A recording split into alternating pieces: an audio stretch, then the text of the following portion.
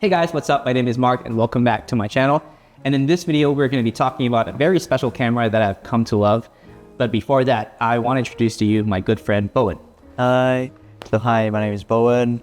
I've been doing photography for around 7 years now. I'm very excited and very grateful to be in this channel and to explain this particular camera. Yeah, so we're going to be talking about this little guy over here. So Bowen, what's the name of this camera right here? So this little fella here is the Olympus MJU. So are you sure it's actually pronounced as Mewtwo? Well, a lot of people call it MJU2 on YouTube. Well, I don't know what the real name Well, I is. call him Mewtwo because it sounds cute and it really suits its persona. So this camera is a film camera, right? Correct. So Bowen has actually is one of the few friends that I have that is actually into film photography. And recently we did shoot together like last year? We went around with Rome. Check the video link below. Yeah. So he's one of the few people that I have gone to know that loves film photography, who's actually introduced to me this camera right here. As a matter of fact, I have one exactly the same as his. So mine is, would you say, a little bit in a better condition than yours? Well, definitely. I can tell from where I'm seeing here. So Yeah. tell me, so how did you end up with this camera? So I used to have, my first camera is a Nikon FM, and then I feel like now I have an SLR, so why not? And I want to try a bit of rangefinder, and then got me thinking, oh, it's quite heavy, and it's not very concealment friendly because I'm really on the go and want to like pull up straight away to shoot. So you did not do any prior research, you just saw it and then you fell in love with the way it looked. Oh no, because interestingly, I don't really have much did much research, but I just like I know people like say, oh, this is a very popular one, and I just look at the cost and I already know like, yeah, it should be very popular. So what's the current price range for this? Because I believe that this is no longer sold brand new. Definitely not sold brand new because this is a film camera from 1997. Yeah. So how much did you pay for yours? So the market that I watched like a year ago, it will range around 2,000 to 3,000 HKD. Hong Kong dollars. That's $3,000 in Hong Kong is about what in US dollars? So this is about 400 US dollars. Yes. That's crazy, actually. When I remember when you first told me this, told me about this camera, I was like, no way, this costs this much money. This is such a small camera. No. And actually, I was mind blown because, okay, let me talk about why I liked it. Please. Because I own a lot of cameras and few film cameras that have interchangeable lenses, like the Olympus OM1, which I bought, and I didn't buy my Nikon FM2. I have an FM2, remember? Yeah. This was given to me by my friend VJ. But then somehow those cameras just felt too heavy. Whenever I carry it out, whenever I go out to bring it with me, Yeah. Sometimes those cameras would be too heavy, and then I wanted a smaller one. And I remember you were walking around with this thing, and I was like, let me see that thing. And I took a look at it, and it was so small. It had a 35 millimeter lens. Correct. Yeah. And an f2.8. Yeah. Which means it's good in low light. There's like tons of different settings as well. So there's flash, built-in flash. You can shoot it dark. It's very all the work it's doing itself. You don't really have to mind that much. We forgot to mention that this is a point and shoot. Yes. Yeah, point and shoot in the camera world means the user doesn't have to worry too much about settings. It just gives you the settings that it thinks you need to accomplish that photo. Yeah. Right. So one more thing, talking about the flash, one of the things why I love about what I love about this camera right here is that it does have a flash, but you have the option to switch off the flash, right? Because in daylight, you don't want that flash to fire, and then the camera will give it a faster shutter speed, and maybe the background will be all done, right? Because the main source will be from the flash. So how about you? When would you choose to bring out this camera over your other cameras? So this is a very good question. Usually, for this camera particularly, it's when I travel. So usually I don't want to carry too much. I know I'm gonna walk around. Like I'll show some pictures like when I go to Philippines for the mission trip, or even, and also I brought it during my trip to UK. because I know it's gonna rain. I have to walk around most of the day, and I'm not stopping. So, yeah, this is what when I usually bring for Speaking travel. of walking around in the rain, did you see this? Yeah. Get a close-up on this.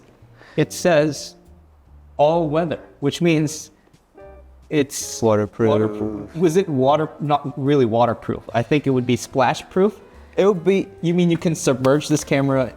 I mean, you can try. I could use yours to do example. I'm not testing that. I don't. think all weather means maybe a slight like splashes of water you can survive. Maybe snow. Did you bring this to Norway? You just came back from Norway, right? So I didn't bring this to Norway. I brought my Nikon FM. Why the Nikon and not bring this? Because. So basically, I'm going to Norway because it's my friend's wedding, and my Nikon FM is like my most trustworthy. So I feel more comfortable using my Nikon FM more than this, because this I have to do some settings. I don't like to point and shoot. I would take time to shoot. Let's talk about the focal length really quick. 35 millimeters. We were just talking about it last Sunday, right? Yeah. I'm more of a 50 millimeter f1.8 kind of guy.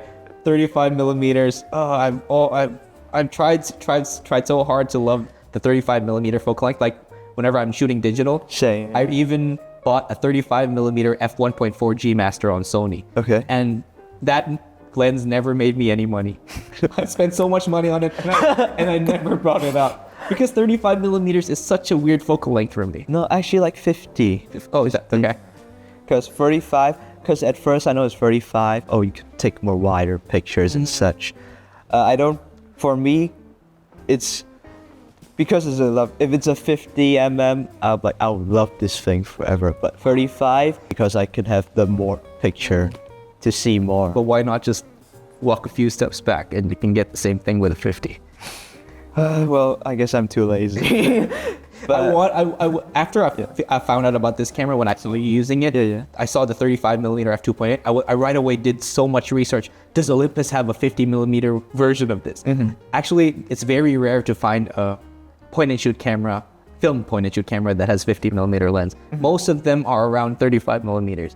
I guess it's just because if they did put a 50 millimeter lens on this would have been massive. A bit more of a lens. And it will be heavier as well. Yeah. So this one, I think, with the battery, I think it will still weigh less than 200 grams. What battery does it take? Do you have a battery type? So this battery takes precisely a CR123A. Yeah, using the Olympus MJU, what are your go-to film stocks for this? Like your favorite film rolls?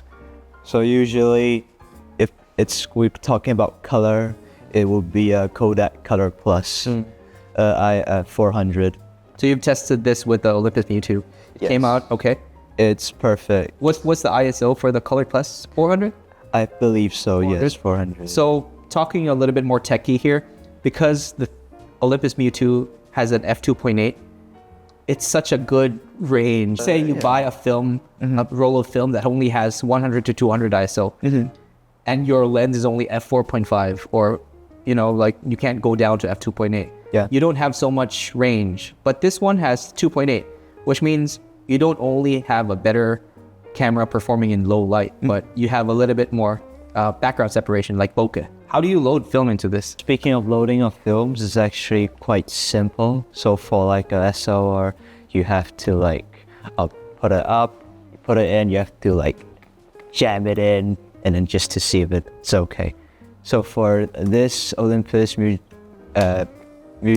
you just open it like so, and then afterwards you put the film right here. This is a self-loading. Yeah, self-loading. Yeah, that's the point. So you just put it in, you rip it out, you put it to the end of the slot, and afterwards you just do this. Okay. And then. So now that we talked about that, what do you think are some of the limitations that the Olympus MJU2 has? I can start. My first thing would probably because it is not an SLR. So if you go through the viewfinder, it's actually a little bit offset. I don't want to say that. Sorry, but this is the first thing that I really noticed with it. Right, yeah. With SLRs, like for my FM2, I'm sure you have the same feeling as well. what you see in the frame is somewhat 95% of what you get. But this one, there's just a small little offset rangefinder frame inside. We can't show you right now, but when you peek through this viewfinder, you see a little box. When you turn it back, so there's like the panel, the digital panel. So I feel like, as what Mark says, the range, yes, it's slightly not what you expect. But I feel more importantly is this digital panel, it's so easily worn off. Because for example, I'm not sure how much I took. I want to know how many I took. It usually displays back there. But because I think you can fix it somewhere. Actually, remember that camera shop I asked you about in Sim Chatsoy? Yes. They said it's not repairable. Yeah, that's sad. I feel like, first of all, there are no more parts available for this thing. Yeah, it's just, this is something you might have to just accept when it comes to the Olympus Mewtwo. It was not made to be compared to a Nikon FM2. It was just, it was very simple. When I first saw this, when I saw Bowen using this, I almost thought it was a disposable camera. Because you know how disposable cameras Right, look like. yeah. But this one, can't believe it, f2.8. That's it. Any other things you don't like about it? For me, we already talked about it, but it's just a 35mm lens. Of course, I could just walk a bit closer to my subject, but having a 50mm lens would have been a little bit better for me. Okay. So maybe it's a not hot take but for me personally, I don't feel comfortable with it. So for example, I try to take a picture, and it takes some time to rewind. I like to do it myself. I'm not satisfied. You don't get the satisfaction. Yeah, the satisfaction of it. Locking the lever too. But because it's doing it, and sometimes there's when I try to take a picture, like it's going through it. I'm not sure is it, and someone like passing by, there's a 50-50 chance that the image have the person passing by or something. So I'm not sure, because if I do like a Nikon FM SLR, I can just click it, I can feel, I know I got the shot without any interference. This might take a while, and sometimes there's like a green light and red light. You thought you're gonna take a picture of it, but it's actually, it's not doing it because it's not allowing. Good thing that you actually brought up that green light and red light thing. I discovered this on my own. I brought this to China when I went on holiday with my wife and daughter. We went to Shanghai. It was very, very cold. I was almost scared that this wouldn't work. And then it was like, I think 4 degrees or something. And then I was scared that this wouldn't work. And magically, it was still working. And then I remember it's actually all weather. Anyway, I discovered about that red and green thing. So it's actually a focus indicator. So I'm not sure what the minimum focus distance on this thing, but I'm pretty sure if this is the subject and I focus from this distance, I can get the shot. But one time I wanted a close-up photo of my daughter. I tried to be this close, and it kept showing me a red light. I didn't know what it meant. And then as soon as I moved a little bit, I just randomly pressed the shutter. It took the shot. I was like, what happened? And I did a little bit of research. It's actually the focus confirmation. Speaking of the range, this actually, so some people that I heard of, quote me if I'm wrong, it comes with a rope, so it's to hang on the neck or like on strap? your wrist, just strap. That exact strap, the length of it is the range. Way. So if you like, oh, I don't know what the range is that, so pretend I have the No way. you do this, and then basically you just do it here. I did not know that. When I bought this, it had nothing. It only had the camera. Yeah, so unfortunately, it's very rare to find one. Oh, so what? I didn't know that. So you mean if I had that strap right now and I wanted to take a photo of this, I just do this? Yeah, it's a measuring tape. It's a lifetime. That's crazy. I learned something today. Well, the most satisfying one is, well, I'm not going to draw anything, but usually if you finish the film and then you kind of done with it. So it's like 35 shots and you stop at 25, like, yeah, I think I have enough. Or like you could just use a pencil and then you just poke it here and then just self-rewind itself. That's the most satisfying thing that I have. Yeah. Okay, so I actually have my notes here. We forgot to mention why this is such an amazing camera, because at a time of age right now where everything is digital, and some people don't want to get into film because they know how hard it is to learn film. This thing is an analog camera, but at the same time, it is still a point and shoot, which means you don't have to know anything about photography. Let's just say you have an eye about composition. You know how to frame things. You can accomplish it with this camera. You don't have to think about what shutter speed should I use, what aperture should I use. There's no other reason for you to not get into film photography. I think this is a good way into film photography. Yeah. How would you differentiate this from your Nikon FM or something? So just the manual control? It's just the manual control. Even the focus, it's done inside the camera. Yeah. That's crazy. If you think about it, I'm still mind blown by the technology that existed at 1997. Even if I'm an owner now of so many Sony cameras, I'm still amazed as how cameras were made before. And also, one more thing that I like about this is a good supplementary camera. Whenever I traveled, I like what you said, you went to Norway and you didn't want to rear a camera that you might not be able to get the shots that you want with. So you brought your Nikon FM. But for me, the way I bring this camera is I usually bring another camera. And this is my camera that I bring out of my bag when I want to disconnect from using my digital camera or my phone, because it's very different whenever I use my phone to take photos at if I'm at a tourist spot, maybe in China or in Taiwan. Yeah. I take that photo with my phone. I don't remember anything about that moment. But if I use this, there's just something about film photography, right? So one of the pictures that I took were film from camera. I stand for like 15 minutes just to take one shot. That's beautiful. And it's very poetic. It's very personal. Yeah. Most of my film works that I do, I take time to shoot. I don't rush it. It takes time. Let's talk about who you think this camera is for and who do you think this camera is not for. Okay, let's talk about people that's not for.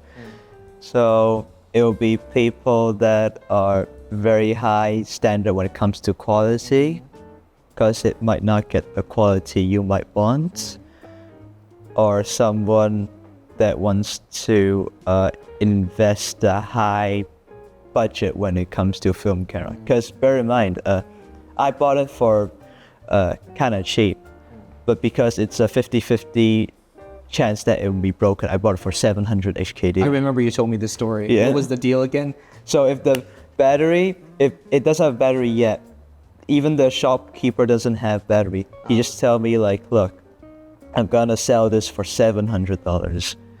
It's like, what's the market price again? $3,000. $3,000. He's selling it to you for $700. Yeah. I got mine for almost $2,000.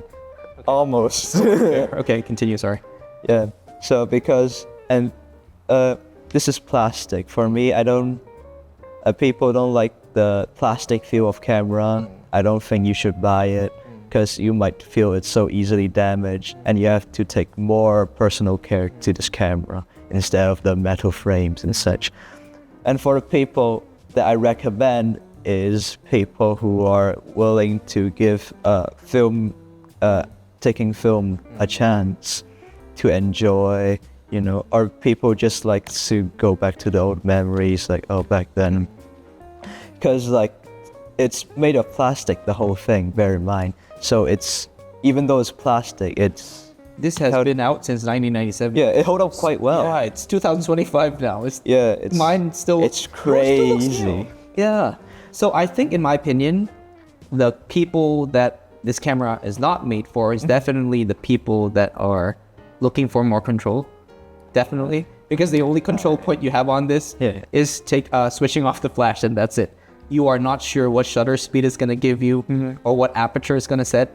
I guess it's set. It's preset. It's set. So, I guess that's the beauty of it, because this, as Bowen was saying, instead of just shooting the thing with your phone, it's the same. It's an automatic camera like your phone. Yeah. This one, you take your time thinking about the moment and not the settings. For me as a photographer and videographer here in Hong Kong, sometimes I'm so caught up in the settings that I forget what's happening in the moment. Right? So this one, I still get to focus on the moment and I don't have to worry about the settings.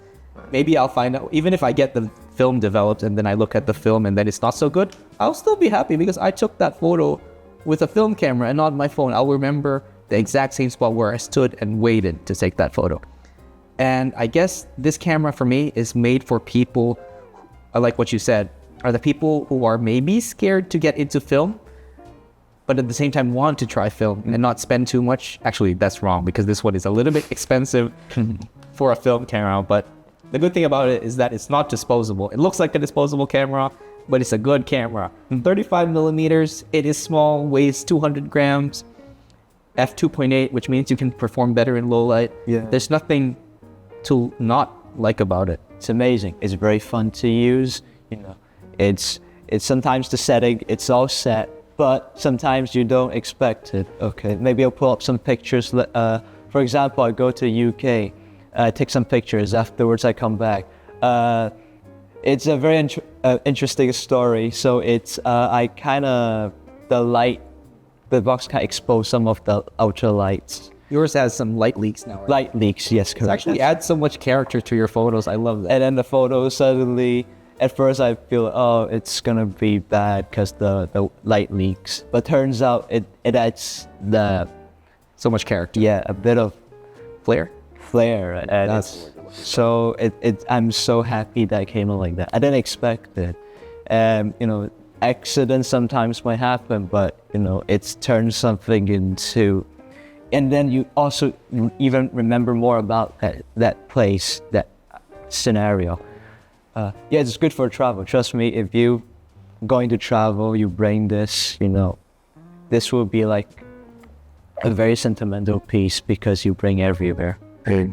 And yeah, also, I'm very grateful I brought this for $700 without spending for $3,000. And twice for what he paid for it. Yeah, I'm so grateful that it worked. Yeah. So the Olympus MJU, get one if you can still find one. I think maybe you can find one at your local camera shop, like a film camera shop, or maybe eBay. In Hong Kong, if you ever come to Hong Kong, you can probably get one at SimCity, I guess, if you're lucky, or maybe looks. If you're rich, yeah. If you have like a big budget to spend, go for it. But then again, grab one if you can. It's been an amazing camera for both Bowen and I. So thank you, Bowen, for being here. My pleasure. Yeah. Thank you, Seth, for being here as well. Thank you for manning the second camera. So yeah. Cut. Yeah. Yeah. That was such an organic.